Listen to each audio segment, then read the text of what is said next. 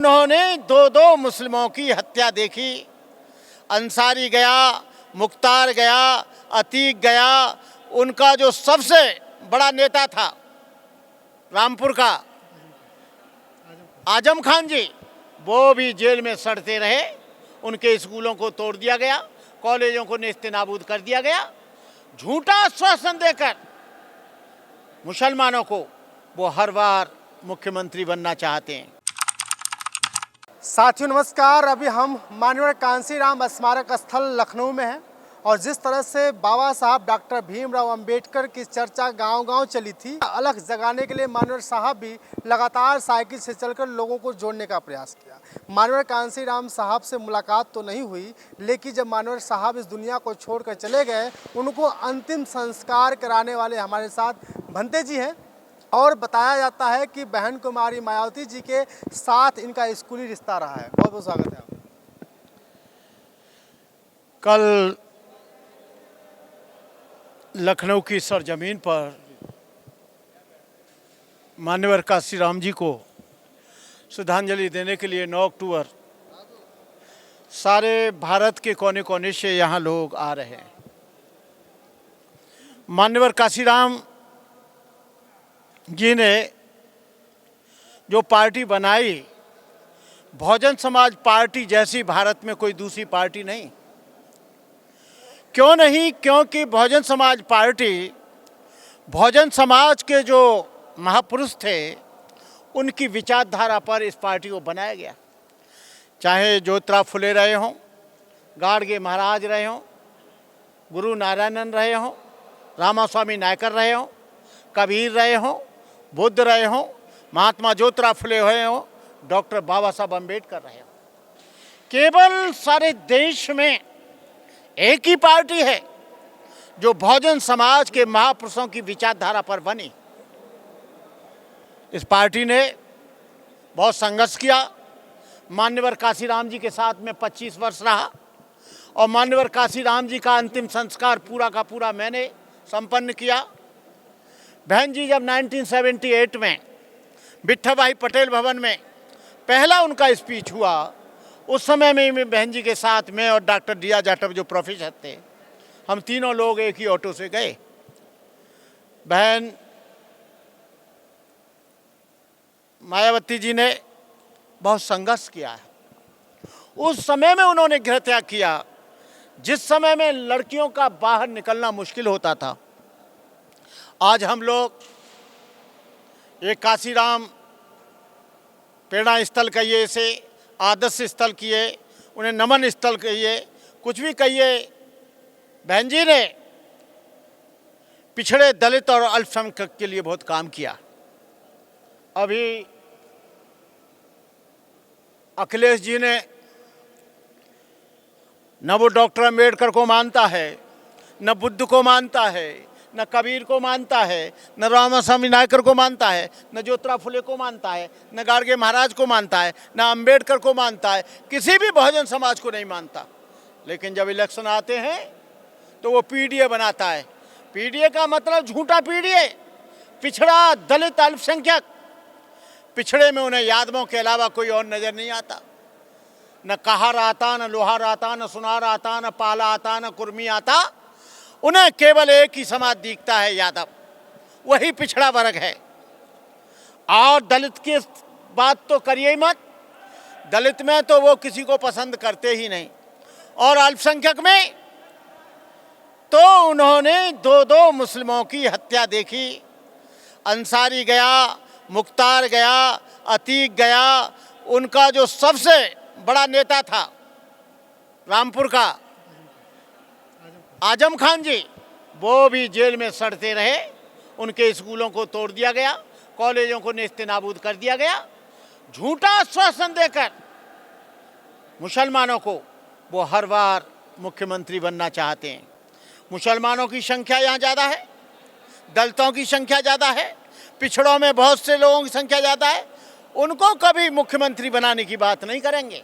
मुख्यमंत्री और मंत्री बनाने की बात अपनी बीवी की करेंगे, अपने चाचा की करेंगे, अपने भतीजे की करेंगे, अपने परिवार के लोगों को। ये मुसलमान केवल उनके लिए वोट बैंक से ज़्यादा कुछ नहीं। लेकिन बहन जी ने अपनी 4 बार गवर्नमेंट में उन्होंने सारे समाज को प्रतिनिधित्व दिया, मुसलमानों को भी, ब्राह्मणों को भी, ठाकुरों को भी, पिछड़े वर्ग को भी, अल्पसंख्यक को भी, शेड्यूल कास्ट शेड्यूल ट्राइब्स को भी। उनका नज़रिया एक सार्वजनिक है, सर्वजन हिताय सर्वजन सुखाय का उनका नारा यहाँ पर सटीक निकलता है। भंती जी, वक्त बदलता गया, वक्त बदलने के बाद आज उत्तर प्रदेश में मात्र 1 सीट बच जाती है। इसके पीछे की थोड़ा सा को क्या देखो भाई, राजनीति में उतार चढ़ाव आते रहते हैं। 50 वर्ष तक राज कांग्रेस ने किया, आज उसकी क्या हालत है। आज बीजेपी की क्या हालत है, 100 वर्ष बाद वो सत्ता में आई है। ये जो लोग हैं, हमारे लोग, भ्रामक लोग, जो कंट्रोवर्शियल लोग हैं, वो बह जाते हैं। बहुजन समाज पार्टी की विचारधारा में आज भी कोई कमी नहीं है, पहले भी कोई कमी नहीं थी, अभी भी कोई कमी नहीं है। लेकिन कुछ चुरकुट लोग आते हैं, बाबा साहब का फोटो ले लेते हैं, एक संविधान ले लेते हैं। बेईमान लोग कहेंगे बाबा साहब का मिशन हम पूरा करेंगे। उनको न संविधान से कोई लेना देना है, न डॉक्टर अम्बेडकर से कोई लेना देना है। ये कांग्रेस के लोग, समाजवादी पार्टी के लोग डॉक्टर अम्बेडकर की बात करते हैं, लेकिन डॉक्टर अम्बेडकर की मूर्ति को हटा दिया गया पार्लियामेंट से, एक शब्द नहीं बोलते हैं। ग्वालियर के हाई कोर्ट में कुछ उदंड और बदतमीज लोग बाबा साहब डॉक्टर अम्बेडकर की मूर्ति का लगने का विरोध करते हैं, लेकिन उसके बारे में न सपा बोलती है, न कांग्रेस बोलती है, न बीजेपी बोलती है। इनका दिखावटी मुखौटा है। ये कभी भी केवल बहुजन समाज पार्टी एक ऐसी पार्टी है जो अम्बेडकरवादी हो सकती है, बहुजन समाज के महापुरुषों को सम्मान दे सकती है, बहुजन समाज के लोगों का कल्याण कर सकती है। अखिलेश पीडीए बनाया है। अखिलेश ने सबसे पहले रिजर्वेशन और प्रमोशन में इसने ख़त्म किया, और यही ख़त्म नहीं किया, उसके सपा के इशारे पर बिल फाड़ा गया पार्लियामेंट में, और जो हिस्सेदारी थी हमारी ठेकेदारी की, उसको भी इसी ने ख़त्म किया। इधर कहते हैं कि मैं अम्बेडकरवादी हूँ और अम्बेडकर का ये विरोध करते हैं। इन्होंने बेईमानी से लेकर हमारे लोग मुगालते में आ गए। जो पिछले समय में जो इलेक्शन हुआ उसमें ये संविधान लेके चलने लगे, हमारे लोग पागल हो गए। ये तो बहुत भावुक हैं, दलित समाज, बहुजन समाज बहुत भावुक है। जो अम्बेडकर का फोटो ले ले वो अम्बेडकरवादी हो गया। अम्बेडकर को माने न माने, अम्बेडकर की मूर्ति तोड़े न अम्बेडकर की मूर्ति लगने दे, बस उसको वोट दे दिया, उसकी 37 सीट आ गई। लेकिन अब इस बार ये भूल नहीं होगी। जिन लोगों ने, दलित समाज के, बहुजन समाज के लोगों ने जो ये भूल की है, उसको भूल नहीं होनी चाहिए। दूसरा, कुछ बहन जी की कोई गलती मैं नहीं मानता, लेकिन ये बहुजन समाज पार्टी के जो कोऑर्डिनेटर हैं, जिला अध्यक्ष हैं, प्रभारी हैं, जिला प्रभारी हैं, कोऑर्डिनेटर हैं, इनको भी बड़े सोच समझकर काम करना पड़ेगा। बहुजन समाज पार्टी के कोऑर्डिनेटर हो गए तो कोई खुदा नहीं हो गए। बहुजन समाज पार्टी जब ज़मीन पर काम करोगे तो बहुजन समाज आगे जाएगा। किसी का बच्चा बीमार है, आप हॉस्पिटल में लेकर जाइए। किसी का एक्सीडेंट हो गया है, हॉस्पिटल में लेकर आइए। किसी का एडमिशन नहीं हो रहा है, कॉलेज में जाइए। सामाजिक कार्य जब हम करेंगे तो समाज के लोगों की हमारे पास पूरी की पूरी सहानुभूति आएगी। मैं इस तुम्हारे चैनल के माध्यम से ये कहना चाहूँगा कि जो कोऑर्डिनेटर हैं, जिला अध्यक्ष हैं, प्रभारी हैं, वो अपने अहंकार को त्याग कर ज़मीन में बैठकर लोगों के पास में जाएं। 5 स्टार होटल में बैठकर बहुजन समाज का काम नहीं होगा। बहुजन समाज सदियों से पीड़ित है, गरीब है, भूखा है, नंगा है, लुटा है, पिटा है सदियों से, और उनके लिए आप 5 स्टार होटल में रहकर उनका नेतृत्व करो। गर्मी में जाओ, कड़कती धूप में जाओ, मूसलाधार वर्षा में जाओ, जाड़े में जाओ, तब ये समाज का कल्याण होगा। भंती जी, एक सवाल है कि जब बहन जी की सरकार 4 बार बनती है उस समय जो चुनाव हुआ करते थे बैलेट पेपर से चुनाव होते थे। बाबा मानस साहब ने सबको जोड़ करके चुनाव लड़ने का काम किया था। आए दिन धीरे धीरे कई पार्टियां बनती जा गई, कई जातियां अलग हो गई। क्या ईवीएम के ज़माने में कहीं बहन जी दिख पाएंगी? देखिए, ईवीएम एक धोखा है। जब तक ईवीएम रहेगा तब तक वोटों का घोटाला होता रहेगा। ईवीएम को बहुत दिन से चिल्ला रहे हैं। अमेरिका ने कह दिया कि ईवीएम हमारे यहाँ नहीं चलेगा। जापान ने ईवीएम से कराना बंद कर दिया। जिन लोगों ने ईवीएम बनाया उन लोगों ने बंद कर दिया, और जिन लोगों ने नहीं बनाया वो लोग कहते हैं चलेगा, क्योंकि इसमें चिप लगा दी जाती है। 3 वोट उसको पड़ेंगे तो 1 वोट दूसरे को जाएगा। ये ईवीएम को अविलंब खत्म करना चाहिए। ईवीएम खत्म नहीं होगा तो यहाँ पर इसी तरह से वोटों की चोरी होती रहेगी। और ईवीएम की सबसे बड़ी कमी यह है कि इतने दिन से सारे लोग कह रहे हैं लेकिन ईवीएम खत्म नहीं हो रहा है। ईवीएम खत्म होना चाहिए।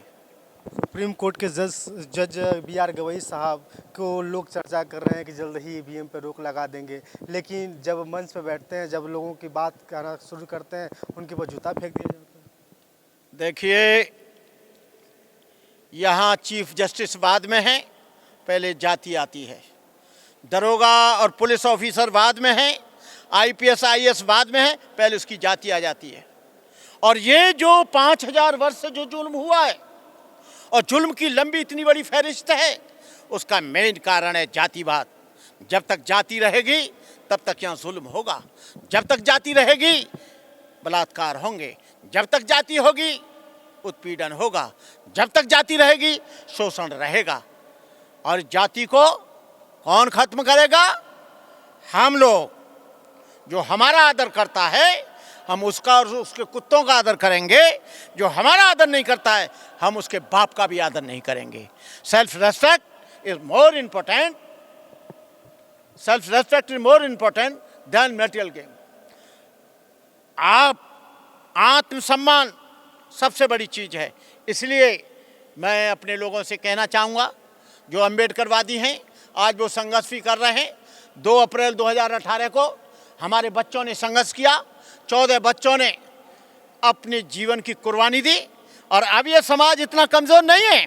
आप ये सोच रहे हो कि जातिगत आधार पर इनको दबाया जाए, ये दबेंगे नहीं। जंगल में चले जाएंगे, बागी हो जाएंगे, हथियार उठा लेंगे, मरने मारने के लिए तैयार हो जाएंगे। अब नहीं दबेंगे। अब तो यह है सम्मान लो, सम्मान दो। यही फैसला होगा और कोई नहीं।